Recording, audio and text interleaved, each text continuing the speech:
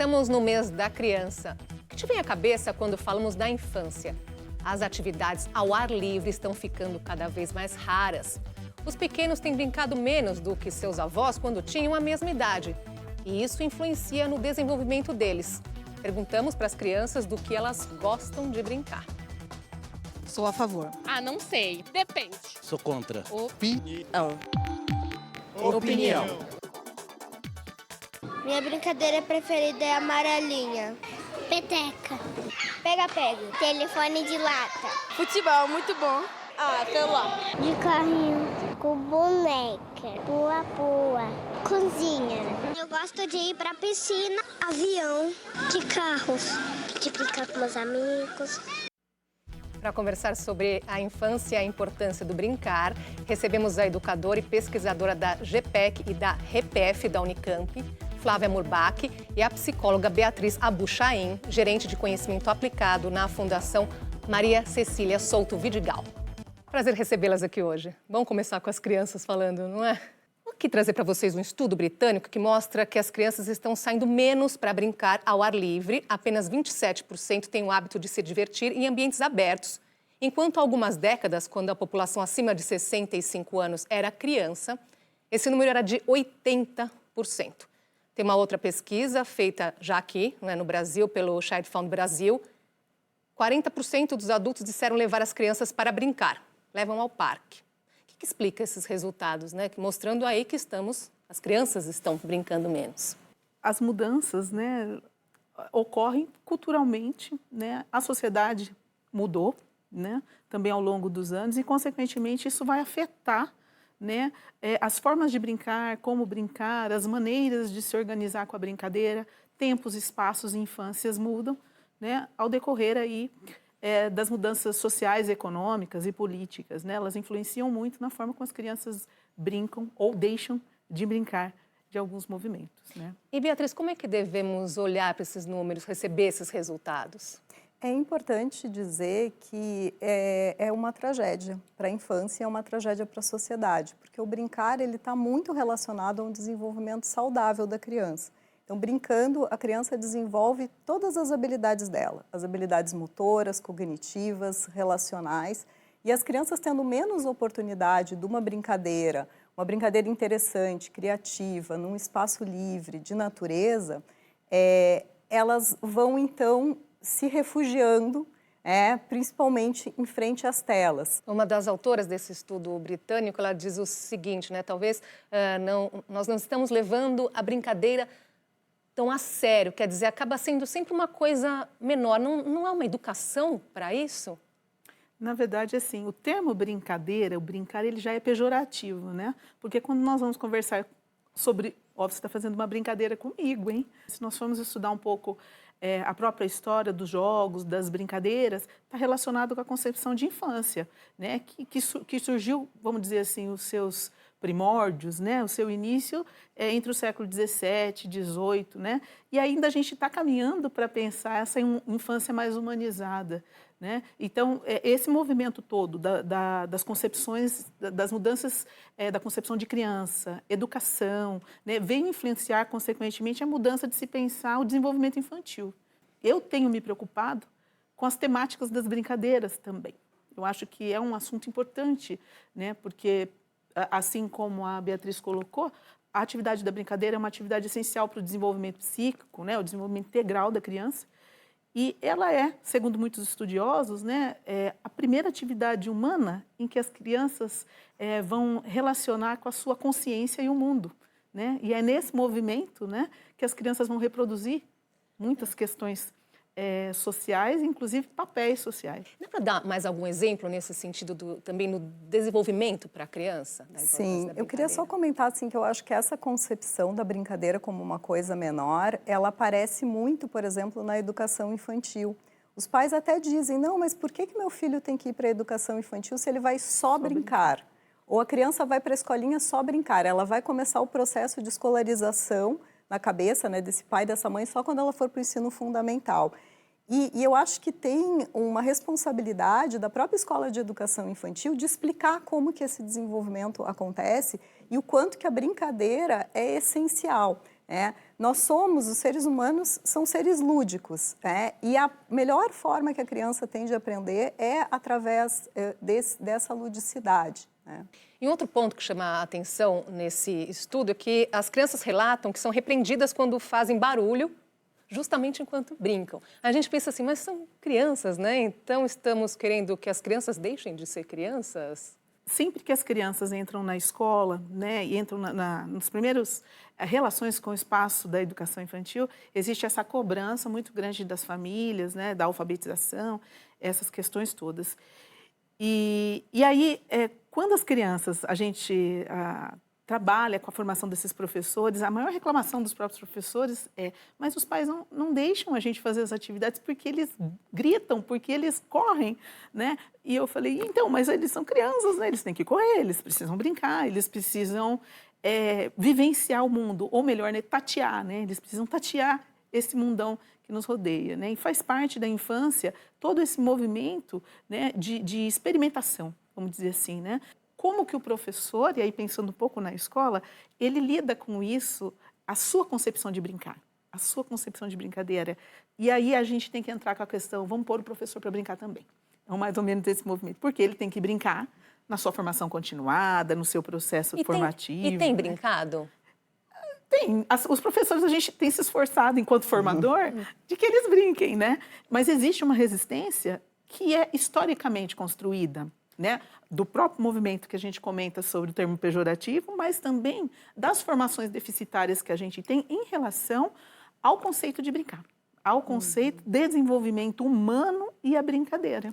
Desenvolvimento humano e a brincadeira, né? Esse ponto é tão importante, não é, Beatriz, que pensamos na importância da brincadeira até para a fase adulta. E a fase da infância é tão curta e ela pode significar tanto para o que vem pela frente, não é verdade?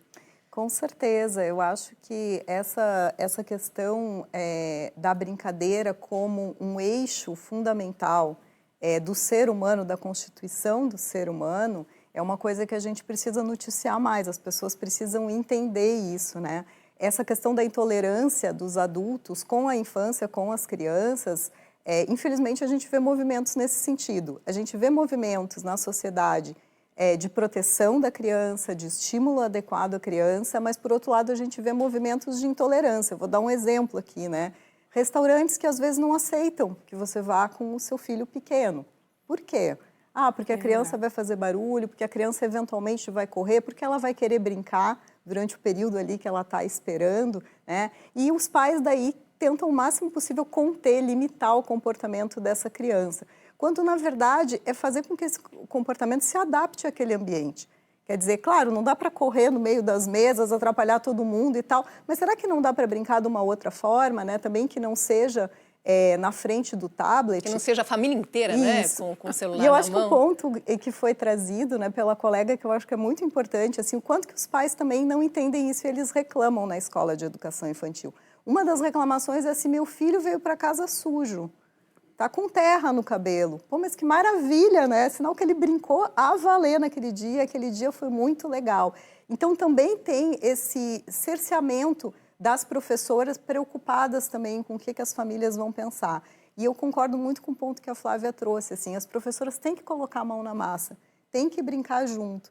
E, infelizmente, a nossa formação inicial para os professores, né, de educação infantil e ensino fundamental, que é majoritariamente nos cursos de pedagogia, ela aborda muito pouco as questões práticas. A gente tem vários estudos que olham para os currículos de pedagogia e a gente está vendo que os professores têm uma formação muito teórica.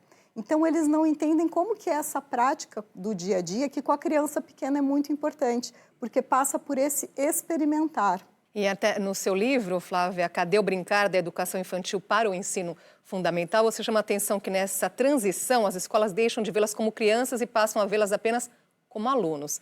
Então a criança vai para o ensino fundamental e perde a possibilidade de brincar no parquinho, por exemplo. É uma transição assim, é um rompimento de uma hora para outra. Como que isso funciona? Como é que a criança entende isso? Então, essa pesquisa foi muito interessante, né? Porque foi no momento em que estava essa transição do ensino de 9 anos, né? Os professores com muitas dúvidas de como seria tudo isso. Eu acho que uma falha também das políticas públicas em relação de como isso teria que ser mais organizado e repensado juntamente com os professores também. Né? Eu lembro, né, até durante a minha pesquisa, né, das crianças ali perguntarem, eu não vou ter mais parquinho? Né? Porque elas não deixam de ser crianças. Né? E o que acaba acontecendo, na verdade, é uma influência muito grande do ensino fundamental para o infantil. O que deveria ser o contrário. A educação infantil que deveria contaminar o ensino fundamental, porque nós estamos falando de uma relação processual de educação. Quando a gente fala de uma formação processual, nós estamos falando que ela continua a ser criança, que ela continua experimentando o mundo e com olhares diferentes de acordo aí com as suas experiências de vida, com os seus espaços sociais, né? Então, tudo isso tem que ser pensado. E o que as crianças pensam disso? Elas ficaram muito tristes com tudo isso, né? Com certeza. E não são só as menores. As crianças maiores sentem muita falta desse movimento de brincar. 10, 11 anos, né? Que a gente fala, está muito preso na tecnologia. Mas também, muitas vezes, a escola, pelas suas regras normativas, elas acabam forçando com que as crianças não vão ao parque. Não, você não pode ir mais ao parque. Você já tem 8 anos. É muito tempo, né? 8 anos, né? Gente, não, é impressionante isso, né? A criança, ela passa de um período que ela tem 1 hora de brincadeira livre na educação infantil, se for uma boa educação infantil, para 10, 15 minutos em que ela tem que lanchar e brincar no ensino fundamental. E eu acho que você comentou das políticas públicas e eu queria enfatizar o papel da Base Nacional Comum Curricular, que é a nossa diretriz curricular do Brasil desde 2017, ela é muito importante. Ela traz os direitos de aprendizagem e desenvolvimento de todas as crianças brasileiras e a gente tem uma diferença muito grande nesse documento do que é a proposta curricular para a educação infantil e do que é a proposta curricular para o ensino fundamental. E eu acho que esse é um dos problemas por que as coisas acabam não se conversando. Então, para a educação infantil, a gente tem um currículo em que a criança é protagonista da ação, em que a gente vai trabalhar por um arranjo curricular que a gente chama de campos de experiência. Então, não é essa lógica disciplinar, e aí chega no ensino fundamental e é a lógica disciplinar, e as escolas acabam fazendo o pior que pode ser, que eu acho que é confinar as crianças em salas e trabalhar muito pouco com a criatividade, porque você pode trabalhar nas disciplinas, né, português, matemática, usando a criatividade e usando o lúdico no ensino fundamental. É uma maneira de trabalhar, muito mais até e o do que uma isso estrutura. traz no aprendizado? Eu acho que traz um aprendizado contextualizado, um aprendizado que tem significado para a criança. Porque se eu vou trazer um assunto, sei lá, eu vou falar sobre a Idade Média, isso não tem nenhuma relação com a vida de uma criança pequena, a chance dela não absorver isso, não fazer nenhuma relação, não entender direito o que é aquilo, é muito grande. Então, a gente tem que buscar sempre essa contextualização e que a criança esteja não num lugar passivo, mas que ela esteja num lugar ativo. E no universo dela, não é? Exatamente, de descoberta, de curiosidade. Então, acho que atiçar essa curiosidade da criança é bem importante na escola. Vou trazer um outro trechinho do seu livro, que você conta uma situação que acho que tem tudo a ver com o que a gente está falando, que na educação infantil, uma das profissionais ressalta que a Secretaria da Educação pede para levar as crianças ao parque todos os dias, mas as professoras não o fazem, pois precisam dar conta do pedagógico, cumprir as apostilas, cumprir as metas. É uma concepção de criança um pouco equivocada. Acho que bem equivocada, né? Uma cobrança que se começa ali com as crianças pequenas, para elas mostrarem estatísticas quando estiverem lá no fundamental, né? Então, é uma visão equivocada, né? Eu penso que tudo isso que a gente está discutindo aqui tem a ver com as políticas públicas, que tem a ver com as políticas de formação de professores, né? E que tem a ver com as estruturas das secretarias de educação, né? De como eles recebem tudo isso e como isso é interpretado, né? E aí eu venho sempre com questionamento. Como que esses profissionais estão sendo orientados diante de tudo isso? É aí que eu queria chegar, porque vocês estudam esse assunto com propriedade do ponto de vista da pedagogia, da psicologia. A gente se pergunta quem é que então elabora essas políticas públicas, né? Por que chegamos nesse ponto aqui que vocês estão apontando como um erro, como uma tragédia, como a Beatriz chamou? Eu acho que tem uma preocupação muito grande, é uma preocupação muito válida com as aprendizagens cognitivas. A gente teve aí dados do último SAEB, né, que trouxeram que as crianças estão cada vez mas sem uma alfabetização adequada no ensino fundamental, no final do ensino fundamental. Isso faz com que a sociedade se preocupe muito, né? Por outro lado, a gente sabe que a criança, por exemplo, ela não vai se alfabetizar através de processos mecânicos, através de atividades que não façam sentido, então atividades repetitivas para a criança. E muitas vezes a gente vê os professores com essa preocupação de eu preciso garantir a aprendizagem dos meus alunos, mas eles parecem não ter as ferramentas para fazer isso da maneira mais correta. Porque a escola não é só o cognitivo, a gente não pode pensar no desenvolvimento de forma segmentada, a gente tem que pensar nesse desenvolvimento abrangente, né, e que leve realmente à formação de um cidadão que a gente quer ver no Brasil, que é um cidadão que tem as aprendizagens adequadas, mas que saiba viver em sociedade. Vamos fazer uma pausinha aqui na nossa conversa e a gente já volta.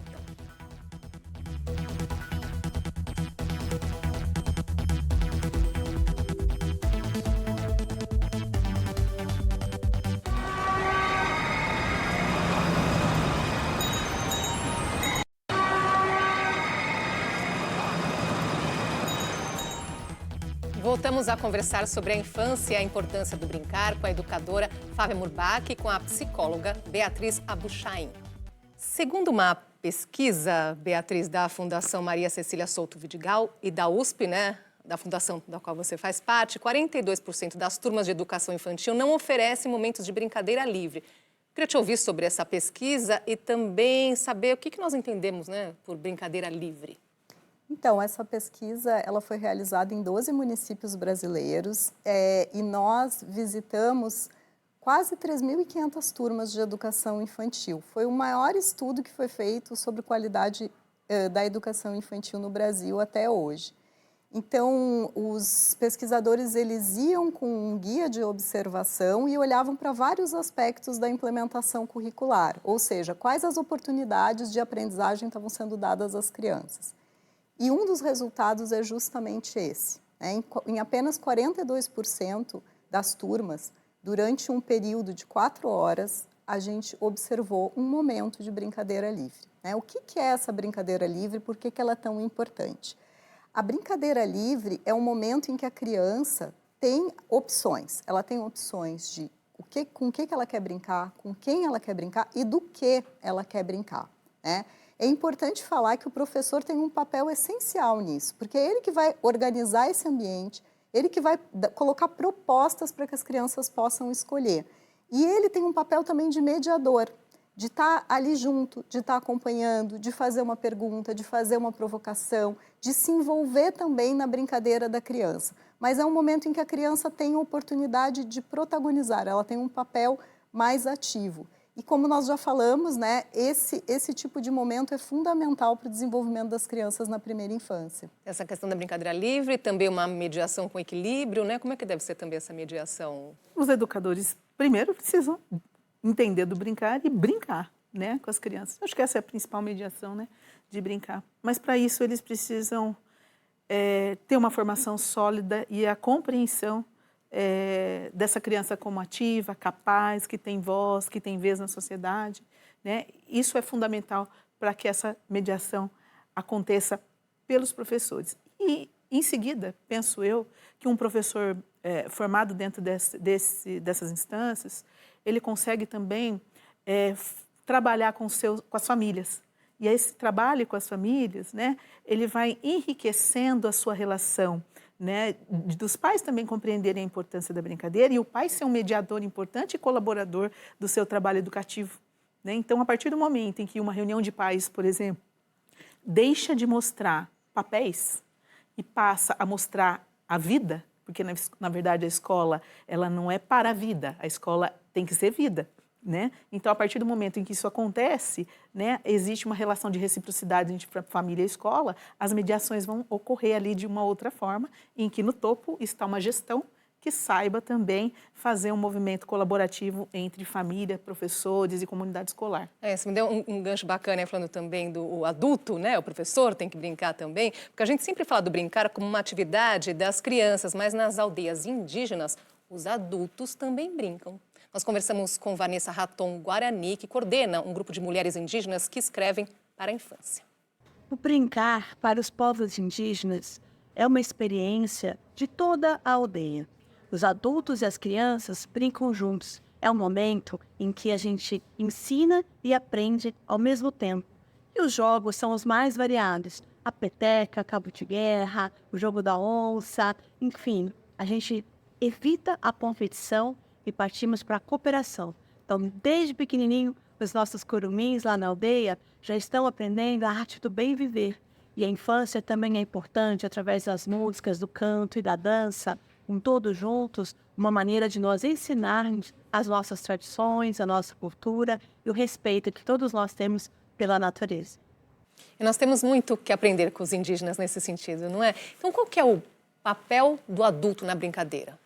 Acho que tem um processo de sensibilização que a gente precisa fazer, principalmente com as famílias. A gente falou bastante aqui dos profissionais que trabalham na educação infantil, mas os profissionais passam por uma formação, né, em que eles têm acesso, então, a questões do desenvolvimento infantil. Muitas vezes, esse tipo de informação não chega para a família. E elas acham que aquilo, como a gente falou, já é uma atividade menos importante, é uma atividade da criança. E se a gente pensar que todos nós somos seres brincantes, é muito prazeroso também para o adulto dividir esse momento com a criança, brincar com a criança, parar tudo que ele está fazendo e ter esse momento de intimidade com seu filho, com a sua filha, né? Então, é importante que o adulto mergulhe um pouco nesse universo da criança, se aproxime, porque isso vai ter um impacto muito positivo na relação afetiva, nas interações, no vínculo dessa criança com os seus familiares. É importante, continuando aí a discussão da Beatriz, né? A família é um núcleo central. Eu pelo meu tempo, né, quase 18 anos de experiência com formação de professores, quando a gente trabalha a escola da família, e aí a gente está falando da escola da família, não somente para trazer os profissionais, para problemas muito pontuais da escola, mas a escola da família que eu quero dizer aqui é aquela escola que a família está dentro do movimento pedagógico junto, né, na troca, né, nas atividades, nas propostas, né, em que realizam coletivamente, né?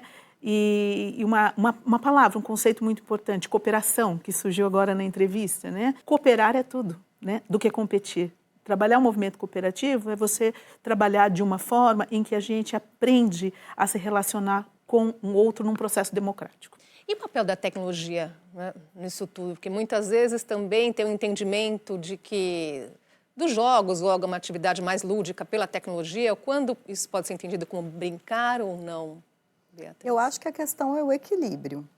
A gente tem indicações, por exemplo, da Sociedade Brasileira de Pediatria, de que crianças até 2 anos não devem ter nenhuma exposição a telas, né? E que crianças um pouquinho mais velhas, de 2 a 6 anos, devem ter essa exposição a telas limitada a um tempo, 2 horas por dia. Então, tem que ter um controle da família em relação a isso, né? Eu não acho que a tecnologia é vilã, bem pelo contrário, ela está na nossa vida e as crianças têm que aprender a usar esses artefatos. O que deve ser feito é ter esse controle de tempo e ter a presença do adulto, seja o professor, seja o pai, seja a mãe, seja o irmão mais velho. Porque essa presença do adulto vai fazer com que aquilo que a criança está assistindo na tela, ela não assista de uma forma tão passiva. Que o adulto possa conversar com a criança sobre aquilo que está acontecendo ali e que possa, é claro, fazer uma seleção dos sites, dos jogos que essa criança vai ter acesso ou não. Essa curadoria é muito importante, né? Porque senão a criança fica exposta também, enfim, a vídeos, a cenas que ela também não está preparada para entender e para absorver. Será que a gente fica se preocupando muito no que essa criança vai se tornar e esquecemos do que ela é hoje, no momento presente? A gente precisa mais trabalhar com o presente do que com o futuro, né? Por quê? Porque se a escola é viva, ela é vida, ela é naquele momento e ela precisa ser nesse movimento de vida presente, né? Então, nós precisamos pensar um pouco nessas relações que a sociedade acaba estabelecendo de sempre projetar, né? Projetar o que vai acontecer, projetar o futuro e esquecer de viver o presente, né? Temos que nos empenhar dentro desse movimento, pensar no presente. Palavrinha final, Beatriz. Eu acho que a gente dá muita luz para esse devir da criança, para mostrar a importância da infância, mas a infância é hoje. Ter direito a uma boa educação, ter direito à saúde, ter direito a relacionamentos que sejam saudáveis, é uma coisa que tem que acontecer hoje e que a sociedade tem que proporcionar à criança. Olhando o tempo da vida, a infância é, né, a menor parte, né? Isso que a gente tem que ter sempre em mente, não é? E ao mesmo tempo a mais importante, né? Porque é ela que alicerça todo o nosso processo de vida, né? Ao longo do tempo, porque são as experiências na infância que vão alicerçar também as nossas formas de agir, em pensar muitas vezes, né? Aí ao longo da vida. Como dizia o nosso patrono Paulo Freire, né? A experiência, né, do mundo precede aí a leitura da palavra. Então a gente precisa colocar isso para vivenciar, né? As crianças precisam vivenciar o mundo e a vida, e o brincar é uma forma muito, muito boa delas vivenciarem aí as relações do mundo. Vamos brincar mais, todos nós. Vamos brincar mais. Beatriz, Flávia, obrigada. Até uma próxima oportunidade. Eu que agradeço. Obrigada. Muito obrigada. A Opinião fica por aqui. Acompanhe nosso podcast, nosso canal no YouTube. Obrigada pela sua companhia. Até a próxima.